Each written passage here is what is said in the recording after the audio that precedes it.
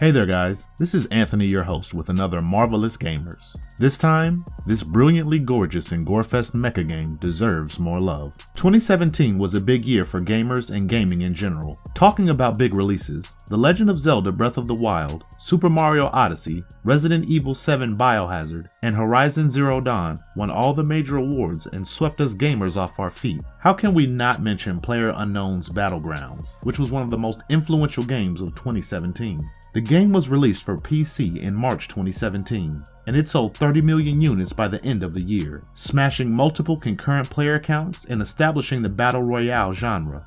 However, the best grossing game of the year was Honor Kings or Arena of Valor in other countries. Another noteworthy development in 2017 was the Nintendo Switch console, which had sold more than 14 million units by the end of the year, surpassing the Wii U lifetime sales and helping to revitalize Nintendo as a top gaming brand. Also, Microsoft launched the Xbox One X, designed for 4K resolutions and virtual reality. Amidst all this, a game was released by developers Deck 13 Interactive, who developed the Ankh Series, a remake of the 1997 game Ankh: The Tales of Mystery by Artex Software, as well as the Blood Knights and Lord of the Fallen.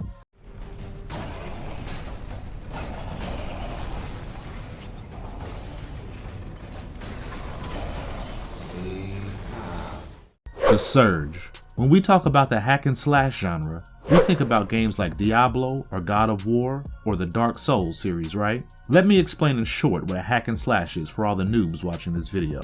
Typically, it refers to a type of gameplay that emphasizes melee-based weapons, such as swords or blades. As secondary weapons, they might have a few projectile-based weapons, such as guns. Melee combat is the main feature of this type of game, which is also a subgenre of beat-em-up games, so they can be broadly divided into action-adventure games or role-playing games. Now, Surge has a little bit of both. It definitely has the elements of a typical action-adventure game like Assassin's Creed, but mostly in one look, you would describe this game as an RPG. According to Deck 13 Interactive, the game was inspired by Rise of the Robots and the Soul series.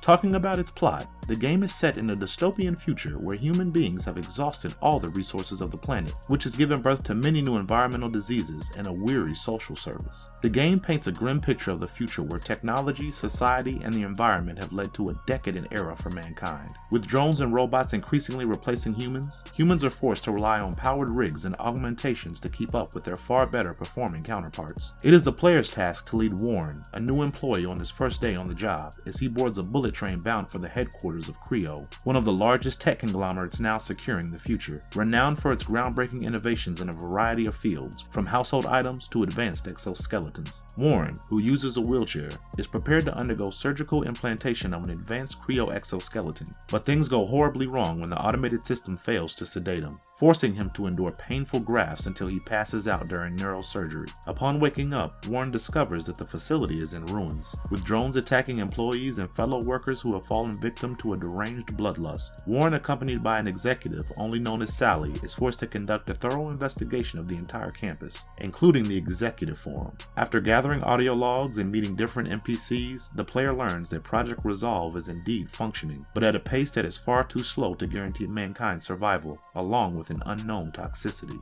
The story is predictable, taken from different sci-fi content than we are familiar with. However, the story becomes more interesting in the second half, and there is some environmental storytelling throughout. Let's jump into the gameplay before we give out any spoilers. In this game, you'll collect XP and scrap as you fight various robots, zombies, co-workers, and bosses along the way to level up your character. But if you die, all the resources that you have collected will be gone. The gameplay is based on the challenging role-playing style found in the Soul series. Combat involves the use of an exoskeleton, which can be customized throughout the game using modular upgrades. Players can target different sections of enemies' bodies, as well as use finishing moves that often result in mutilation in bullet time. This game is powered by the Fledge engine, similar to Rise of the Fallen, which is considered as a spiritual predecessor, with which it shares many gameplay features.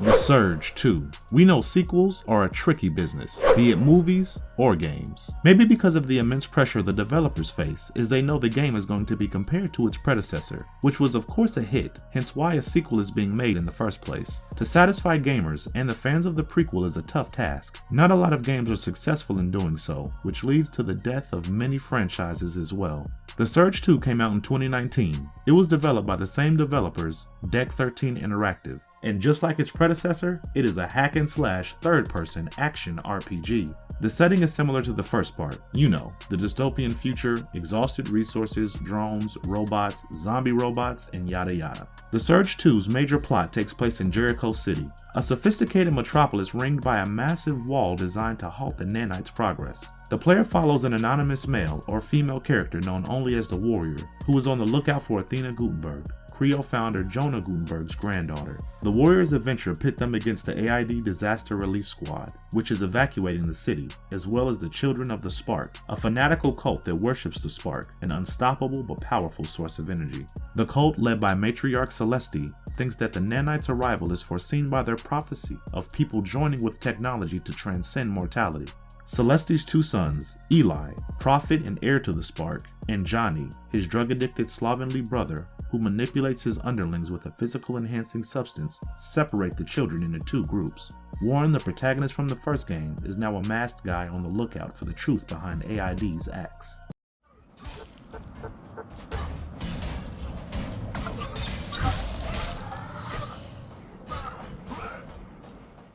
The game starts inside an airplane where the player befriends a young woman, Athena Gutenberg. When the Utopia rocket collides with the airliner, it releases its nanite payload, forcing the plane to crash on the outskirts of Jericho City. The comatose player character, who appears to be the only survivor, is taken to a prison medical facility. The player character is roused 2 months later by visions of Athena beckoning to them as her warrior.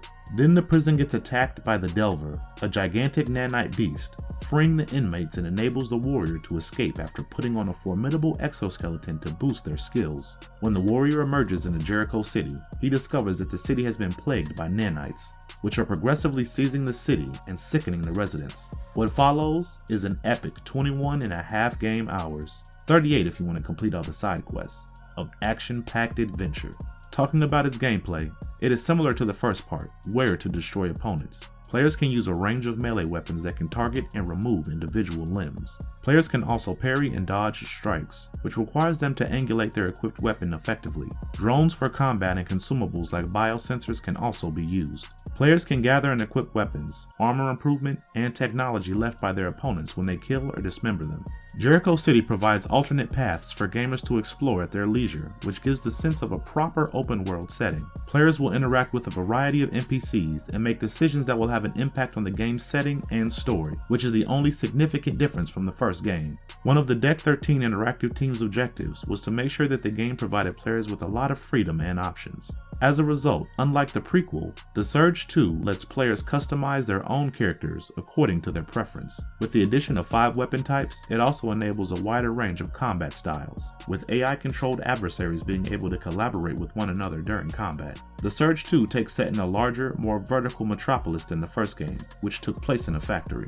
Deck 13 was able to include more varied landscapes and introduce more alternate paths and characters for players to meet by shifting the setting.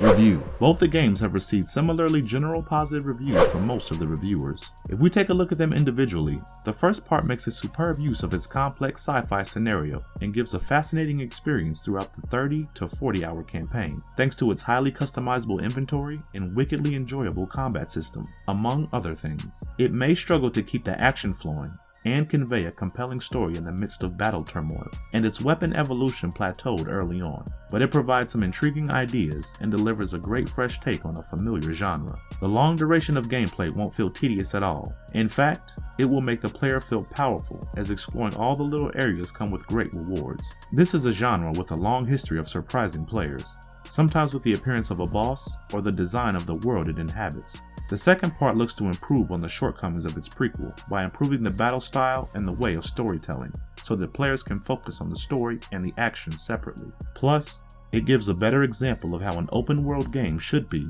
along with the excitement of multiple plot points based in the scenario that the players choose. However, we won't say the second part was better than the first, as the same improvements detract from the original's allure and cause the story to stumble over its toes. Mechanically, The Surge 2 succeeds. Combat remains a fun mix of strategy and tense palm-sweating action, and scraping together enough XP to craft a new armor set that unlocks a unique buff or finding a cybernetic implant that perfectly complements your loadout remains a satisfying grind. It's a clever mix of Souls-style strategy and arcadey hack-and-slash action, and the changes made by developer Deck 13 are nearly unanimously positive, thanks to a few particularly notable changes. That's it for today, guys. We will be back again soon talking about another favorite game of yours. If you like this video, then please press the like button and share it with your friends. And don't forget to subscribe. See you soon.